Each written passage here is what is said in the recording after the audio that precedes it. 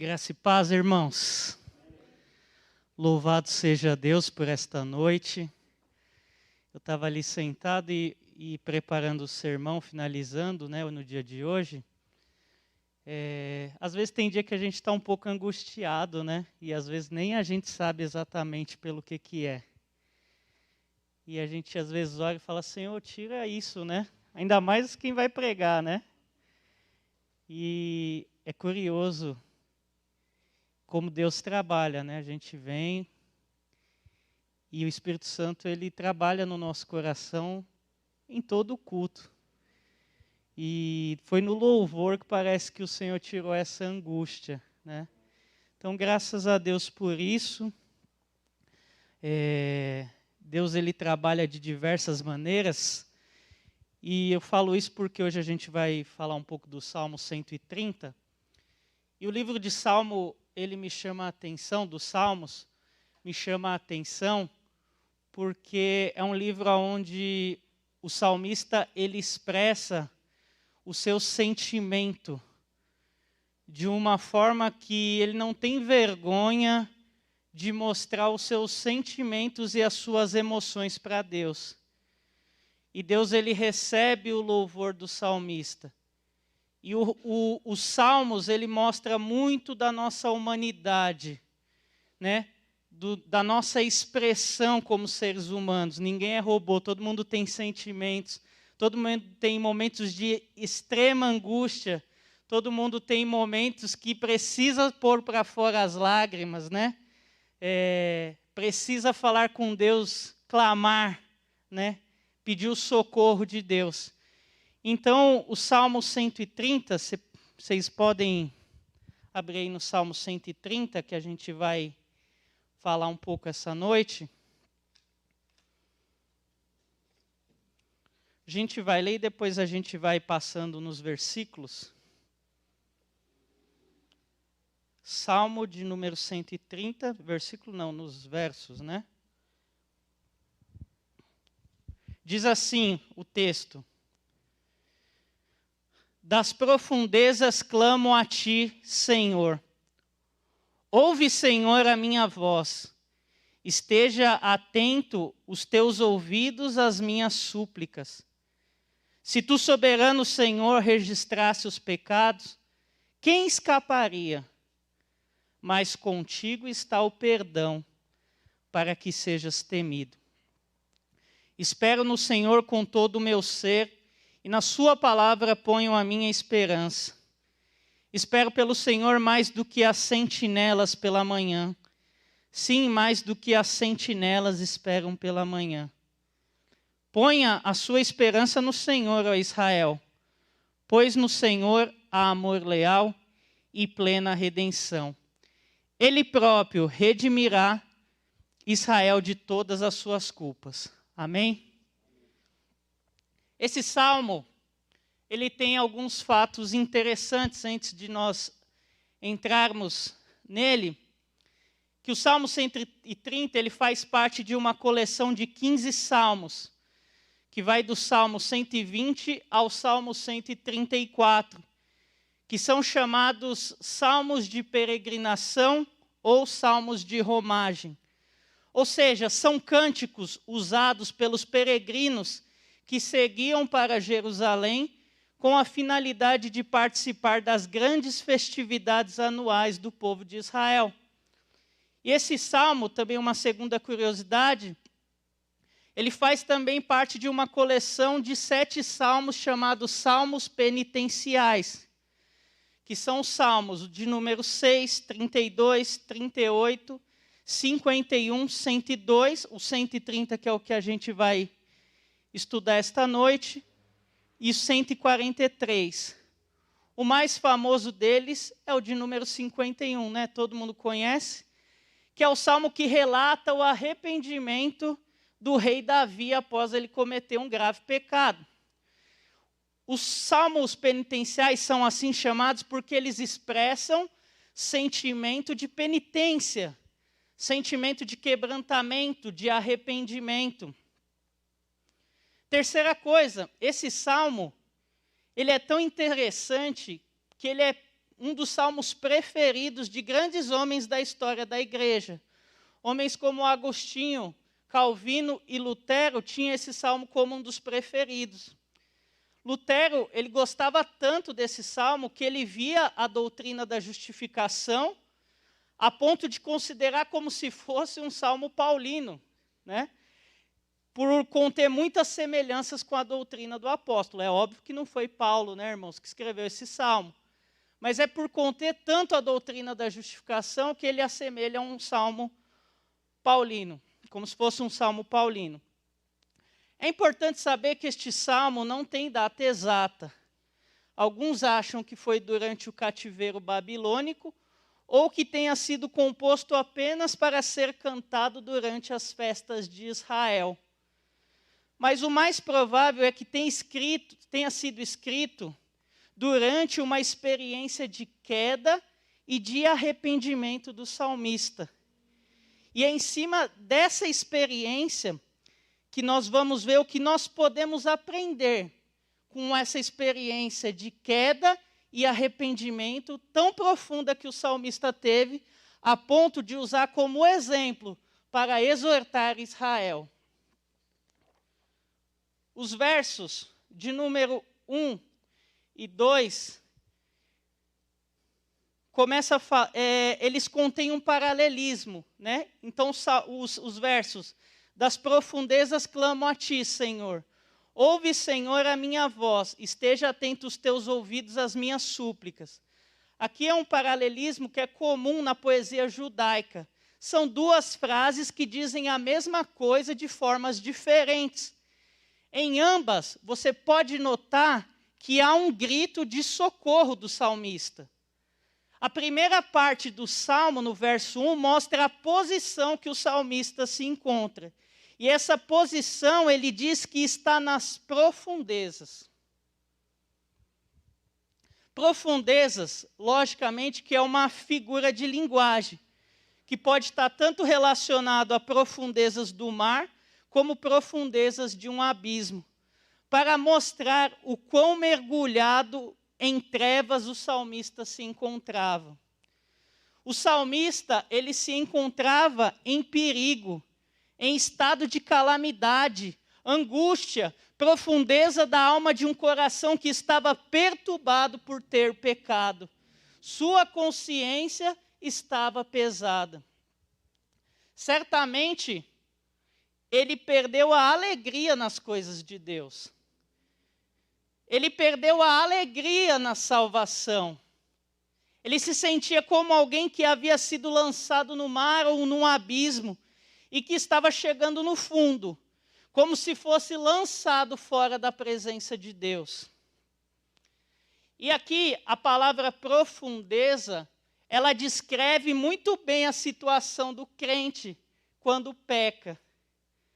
Profundeza fala de um lugar escuro, um lugar de abandono, um lugar inacessível, onde há pressão e não tem saída. Aqui o salmista teve um sentimento que só um cristão verdadeiro pode ter, que é tristeza pelo pecado, arrependimento e vontade de buscar a Deus.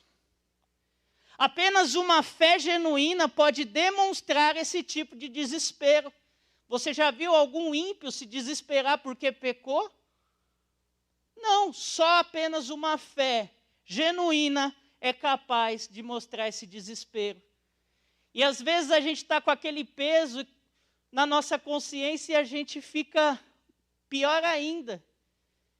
E às vezes esse sentimento tem que nos trazer até alegria, porque isso mostra que nós somos salvos, isso mostra que nós temos o Espírito Santo de Deus, e que o Espírito Santo de Deus está falando ao nosso coração e querendo trazer nós de volta ao caminho correto.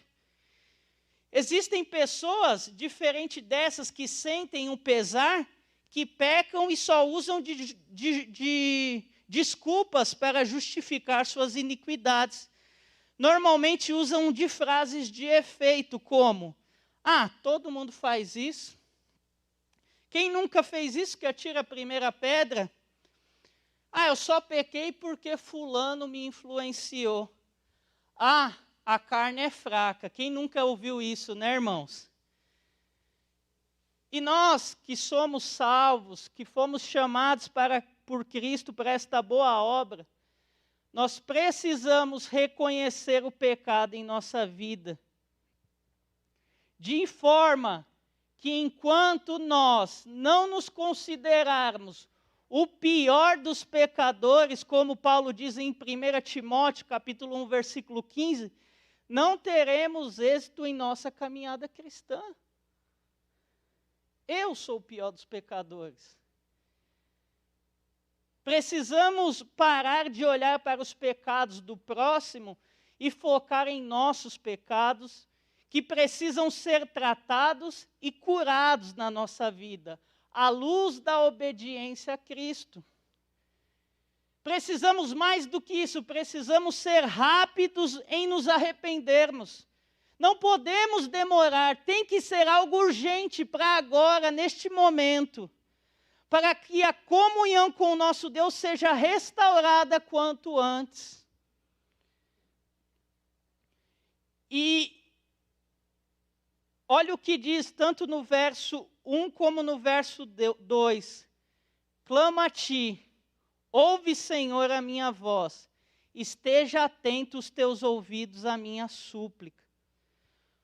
O salmista reconhece que só Deus pode socorrer ele daquele estado.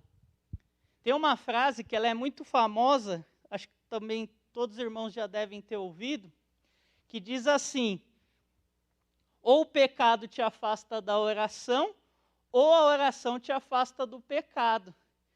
Não deixa de ser uma verdade, né? É óbvio que também é uma frase um pouco simplista, porque o pecado não nos afasta só da oração. O pecado, muitas das vezes, nos afasta de muitas coisas. Mas, quanto mais tempo nós demoramos para reconhecer nosso pecado, mais distante da oração, da palavra, da comunhão com os irmãos vamos ficando, perdendo a vontade e a coragem de fazer as coisas de Deus. Sempre vamos arrumando desculpas quando estamos num estado desse. Quando vemos nosso relacionamento com Deus já está prejudicado. Precisamos diariamente buscar a Deus em oração e, se necessário, irmãos, clamarmos, suplicarmos, confessarmos a nossa culpa, dando nome aos nossos pecados, para que se cumpra o que está escrito em 1 João, capítulo 1, versículo 9, que diz: se confessarmos os nossos pecados, Ele é fiel e justo para perdoar os nossos pecados e nos purificar de toda a injustiça. Mas precisamos dar nome para os nossos pecados. Às vezes, Senhor, perdoa tudo que eu tenho feito de errado. Não, fale o que você fez, não tenha vergonha. Fale, eu fiz isso, isso e isso. Fiz isso aqui que é imoral, fiz isso aqui que desagrada, os meus olhos olharam para isso, minha boca falou o que não deveria. Dê nome aos seus pecados, para que Deus possa te ajudar mais ainda no tratamento. Deus vai colocar pessoas na sua vida. Deus vai colocar afazeres na sua vida para que você não tenha tempo, muitas das vezes, para estar fazendo essas coisas. Deus vai colocar situações de escape, porque Ele sempre dá uma porta de escape para a gente. Aí o salmista, ele começa a argumentar com Deus nos versos 3 e 4. E ele diz: se tu, soberano Senhor, registrasse os pecados, quem escaparia? Mas contigo está o perdão para que sejas temido. Irmãos, imagina só, se nós tivéssemos que dar conta de todos os pecados que cometemos diante de Deus, o que seria de nós? Se Deus registrasse todos os nossos pecados em um livro, e quando nós chegássemos diante dele, ele começasse a falar um por um, que vergonha que não seria. Então o salmista ele usa esse primeiro argumento para demonstrar a soberania de Deus. ele não se exime da culpa. Ele sabe que Deus conhece todo o pecado do seu coração, todos os pensamentos imorais, todas as atitudes que o desagradam. E às vezes nós agimos como se Deus não estivesse nos vendo. Pecamos conscientemente e vamos perdendo muitas das vezes o freio. Paramos de sentir vergonha nas coisas que nós fazemos e ficamos muitas vezes insensíveis à vontade de Deus. Mas nós não podemos esquecer que tem um Deus que tudo vê.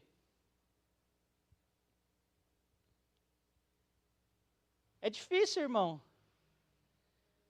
Principalmente para quem está falando uma palavra dessa, porque eu sei dos meus pecados, eu sei das minhas falhas.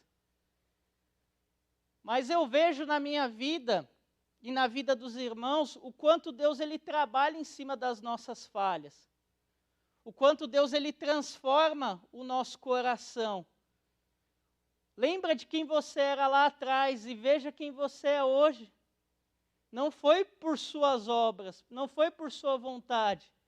E muitas das vezes nesta caminhada é Deus que nos impulsiona, é Deus que nos direciona, vai como um GPS, o Espírito Santo vai nos colocando na rota certa. E vai tirando a gente de caminhos que nos levam à morte, nos levam à destruição. Depois o salmista, ele mostra um segundo argumento. E é interessante que esse salmo, ele é progressivo, porque o salmista ele começa nas trevas, na escuridão, e de acordo com que ele vai clamando e pedindo e suplicando, uma luz vai se abrindo na vida dele. Uma luz vai tirando toda a treva, vai tirando tudo o que há de ruim. E aqui ele argumenta agora com o perdão. Por quê? Mas contigo está o perdão para que seja temido.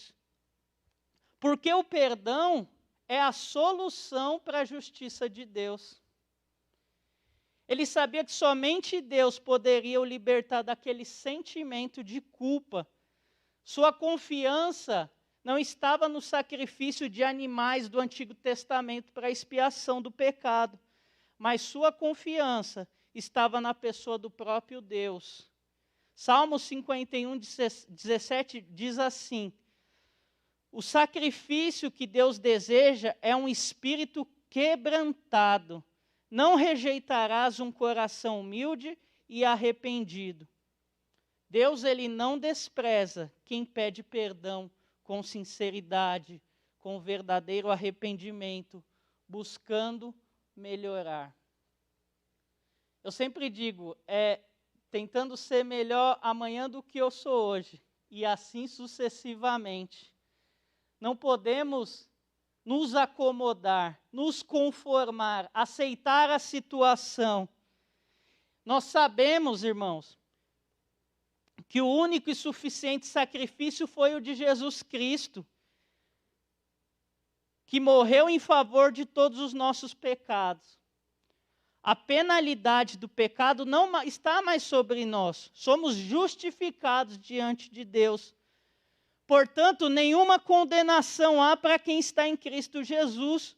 O diabo já não pode mais nos acusar. Nós fomos salvos da ira vindoura que está preparada para os filhos da desobediência. Aqueles que não se arrependem e não creem em Cristo Jesus como Salvador. Mas mesmo sendo justificados, pois o pecado não é capaz de nos afastar de perder a salvação. Porque, como foi cantado essa noite, nada pode nos separar do amor de Deus. Mas ainda na nossa vida nós temos o poder do pecado que ainda está ao nosso redor. Porém, aonde abundou o pecado, superabundou a graça. O perdão de Deus está à nossa disposição. Então, tendo esse perdão à nossa disposição, isso tem que servir de temor, para que nós possamos nos aproximar de Deus novamente, todas as vezes que erramos o alvo. Irmãos, não importa quantas vezes você tem falhado na mesma coisa, se arrependa e peça ajuda de Deus. Às vezes a gente fala, já errei tanto, acho que Deus nem aguenta mais me ouvir. Deus é um Deus misericordioso, amoroso, pronto para perdoar, pronto para aplacar a sua ira. E o que a gente tem que fazer, o salmista fala no verso 5 e 6. A gente tem que esperar no Senhor. Espero no Senhor com todo o meu ser, e na sua palavra ponho a minha esperança. Espero pelo Senhor mais do que as sentinelas pela manhã.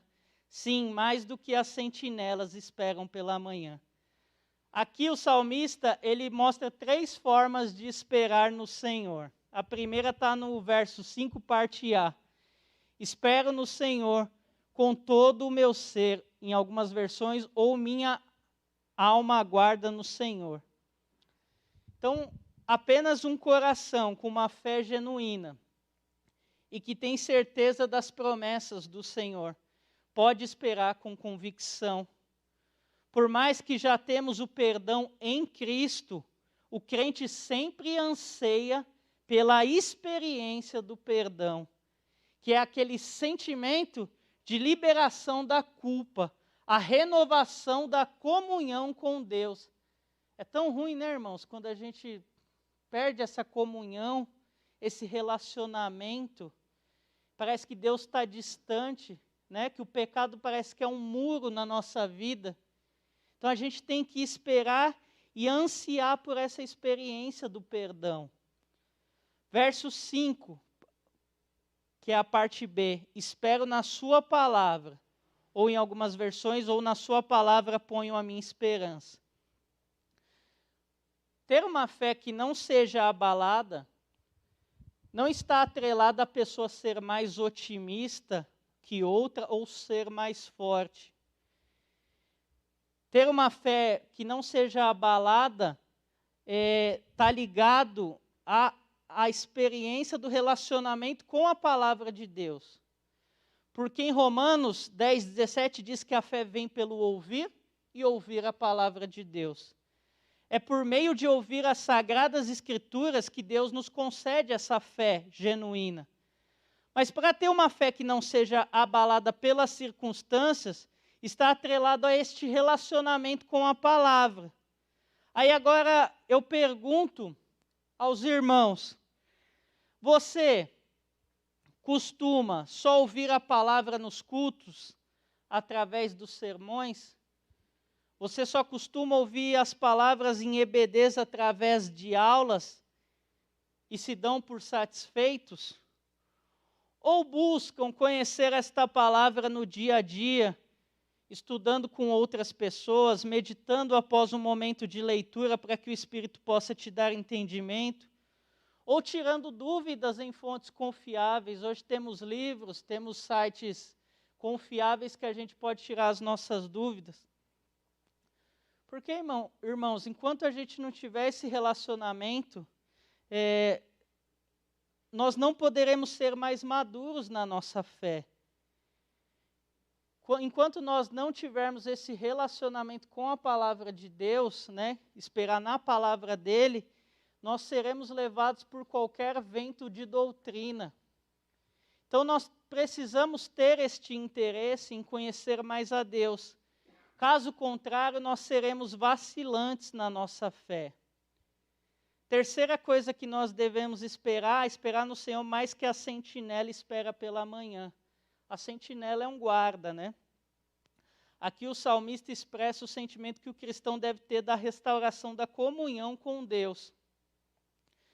A sentinela ou guarda que ficava ali a noite inteira em vigia, no anseio de que amanhã chegasse, o quanto antes para que os inimigos não atacassem durante a noite.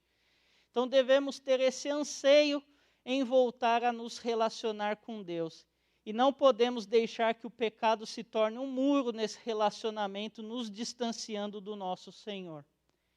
E por fim, os versos 7 e 8 dizem: põe a sua esperança no Senhor, ó Israel, pois no Senhor há amor leal e plena redenção. Ele próprio redimirá Israel de todas as suas culpas.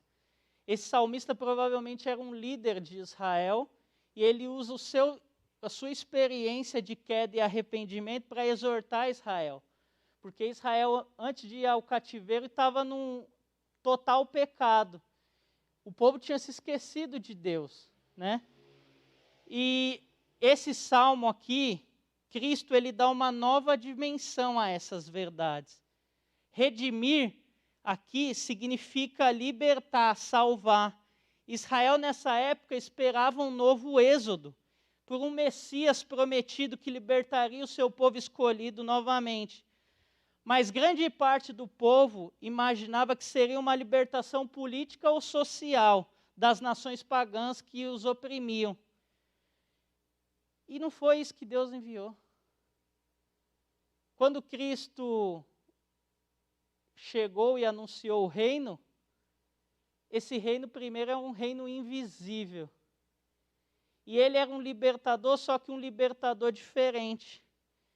Ele era um libertador que vinha para salvar a nossa alma da morte, da escuridão. Um libertador que vinha para salvar a gente do inferno. Então, na cruz, ele pagou a dívida dos nossos pecados, e em sua ressurreição temos nova vida. Uma vida onde o pecado nós não estamos mais aprisionados, e podemos lutar com a ajuda do Espírito Santo. Como disse o salmista, pois no Senhor há amor leal, pois no Senhor há redenção. Por fim, temos uma promessa em Deus, que Ele extirpará de uma vez por todas o pecado na nossa vida. O que aprendemos com tudo isso? No passado, nós fomos salvos da penalidade do pecado. Nós fomos justificados. No presente, nós estamos sendo salvos do poder do pecado. Estamos no processo de santificação. E no futuro, nós seremos libertos, uma vez por todas, da presença do pecado, que é o período de glorificação. Então, enquanto nós não somos glorificados, que a gente não vem esquecer que devemos viver uma vida de santificação, separado das coisas que desagradam a Deus. E que nós possamos ter esse sentimento que o salmista tem, de querer sempre buscar a presença do Senhor, de sempre buscar formas de voltar para o caminho correto. Que a gente não venha ficar como estamos, porque o pecado, ele vai nos afastando dia após dia. E quando nós vamos ver, nossa comunhão e nosso relacionamento com os irmãos, cada dia esfria mais. Amém? Oremos. Senhor meu Deus, eu quero te agradecer, quero te louvar pela tua palavra. O Senhor conhece os nossos pecados, as nossas falhas, conhece os nossos erros. Que o Senhor venha tirar todo sentimento de culpa do nosso coração, que a gente venha lembrar do sacrifício que Cristo fez na cruz, Pai. Que nos liberta, Senhor, do poder, Senhor, nos liberta, Senhor, da penalidade do pecado, Senhor. Que a gente não venha, Senhor, nos conformar, Senhor, com o nosso modo de vida, com as falhas que nós cometemos, mas que nós venhamos viver uma vida conforme a sua vontade, Senhor. Que a gente venha viver uma vida, Senhor, um relacionamento verdadeiro, Senhor. Que nós venhamos se arrepender verdadeiramente, que a gente venha abandonar, Pai, tudo aquilo que nos afasta de Ti, Senhor. Que o Senhor venha nos ajudar nas nossas fraquezas, pois o Seu poder, Pai, opera na nossa fraqueza, Senhor. Que o Senhor nos ajude, Senhor, que o Senhor seja a luz no nosso caminho, em meio à escuridão, Deus. É o que eu te peço e te agradeço, em nome de Jesus. Amém.